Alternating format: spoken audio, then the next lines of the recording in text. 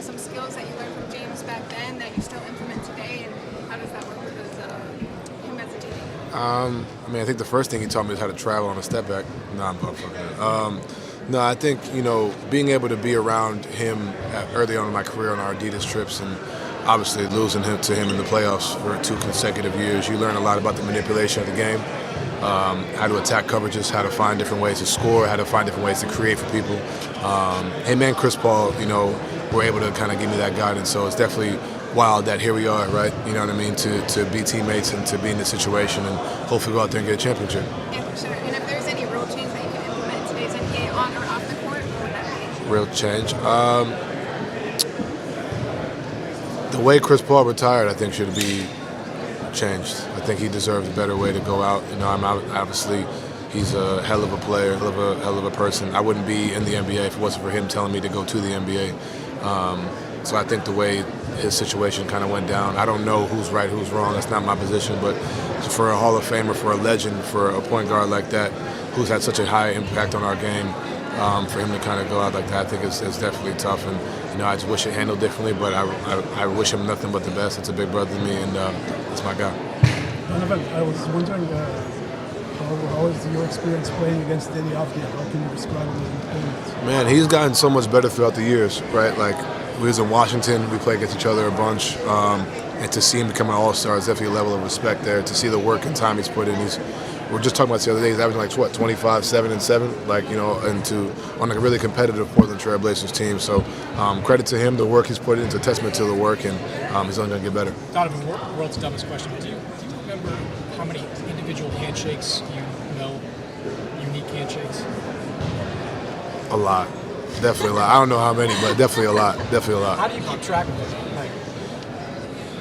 I think if you do it enough, it's just muscle memory. When you see a face, you're like, I bet, like this is what that is. But it's definitely tough for sure. Your first handshake, probably one of the former Mets players, to be honest. When I was a kid, that's probably one of the first ones for sure. The NBA celebrated the 75th anniversary of Pioneers. Yeah. Who are some of the pioneers for you growing up? For me, in basketball, just in general. Basketball in general. All right, basketball. I mean, obviously, big Bron fan, Dwayne Wade, Michael Jordan, Kobe Bryant. Just to see the influence that those guys have had over the league. Obviously, representation and putting on for our community, I think is huge. Kareem, and obviously what I'm trying to do myself is kind of emulate that, right? Obviously what you do on the floor is great, but the way you impact the game off the floor in our communities, in our culture, right? Understanding that we have such a platform to be able to do powerful things. So I definitely try to emulate what those guys have done to be here. Yeah. We are a media partner from Thailand. Could you please say something to Thai fans? You have a lot of Thai fans. Shout out to everybody in Thailand, man. I appreciate the support. Hopefully one day I'm able to get out there and show you guys some love. I appreciate it. Have you ever tried to Thai food before? Thank you so much. NBA All-Star. Thank you, ma'am. I appreciate you so much. Congratulations on this. I appreciate it. Thank you so much. Yes, ma'am. Thank you so much. Memory real quick. How did you score your first NBA field goal? And who was it on? It was against the Nuggets. Against the Nuggets? Wilson Chandler. What kind of shot was it? It's a shot fake and a layup float. And on who? Wilson Chandler? Yes. Yeah, I remember that. I remember that. Donovan, if you could challenge any NBA All-Star from history to one-on-one. Michael Jordan. Michael Jordan, for sure. Michael Jordan. Donovan, which of your teammates would do the best on Love Island and why? I haven't watched the show. My fiance watches it, but probably Jalen Tyson. Why? Just seems like something he would do. It just seems like something he would do for sure. And which team are you passing the Oxford to? Not Jalen Tyson.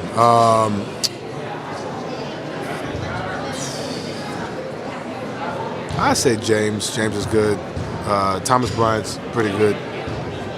And myself. Probably the three of us. Are you disappointed that you didn't get to represent Panama in this All-Star? Yeah, I mean, I understand.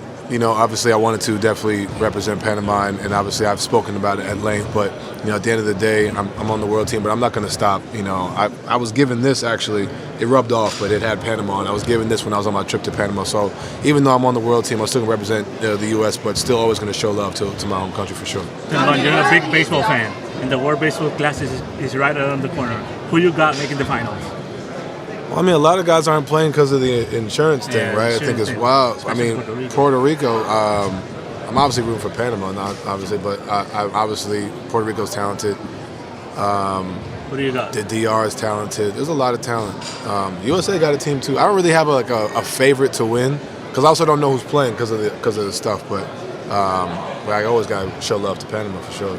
Donovan, if you could only listen to one song before every game for the rest of your career, what would that song be? Any song by Coco Jones, for sure. Donovan, when you were in high school, what was the most points you scored, and which NBA players, if any, were like your biggest or regular competition? Most points I scored in high school, I want to say like 45 or something like that, 46. And then, what did you say? The NBA players that were your biggest or most regular competition for you. It's crazy. It was like me, Jason Tatum, Jaylen Brown. It was Josh Jackson, Don Maker, Isaiah Briscoe, Harry Giles, Brandon Ingram. We were all like in one All-Star game. I think there's probably like 10 to 12 NBA players in that game. If you had to build your starting five from this weekend out of all the All-Stars, what's your five? Myself, Steph, Vic or Wemby, Ant, and KD. Appreciate it. Probably. Not only is it All-Star Weekend, it's also Black History Month. We'll talk about how important it is for continue to represent us. Yeah, like I was saying before, like just being able to understand the platform that we have, the ability to be able to show up for our community, to speak on issues, to speak on things, and also represent. Like, you know what I mean? I think is something that I don't take for granted. We don't take for granted as a league, which is why I applaud us players, but also the league to be able to tap into that as much as we possibly can, because, you know, representation is one thing, but also being able to give back to our communities. Not just financially, but showing up, I think is the biggest thing. Being able to show up in our communities, which I think a lot of our guys have done a great job of. That's what I kind of take pride in is, obviously, yeah, you give money, you can do all that, but I think giving kids the visual of us being there, whether it's in school, like showing up to a school or showing up to a game, showing up to whatever, being able to kind of give those experiences, I think, go a long way. Donovan, from the attitude of giving back into I mean, it's something that I wanted as a child, right? So now that I'm in a position to have that responsibility, I think it's something that I've always wanted. But like I said, I watched, like, you know, growing up, seeing, you know, NBA players, and I was in baseball a lot, and seeing them having always giving back to their communities back home, whether it was in Puerto Rico, it was in the DRs, and obviously, you know, stuff like that. So being able to see that and see the love they get, being able to kind of do that on this stage, I think is special. What's it been like last one? Say again? What's it been like seeing Tyrese Proctor's strategy? He's terrible. No, that's my dog. Like he's going to be in this league a long time.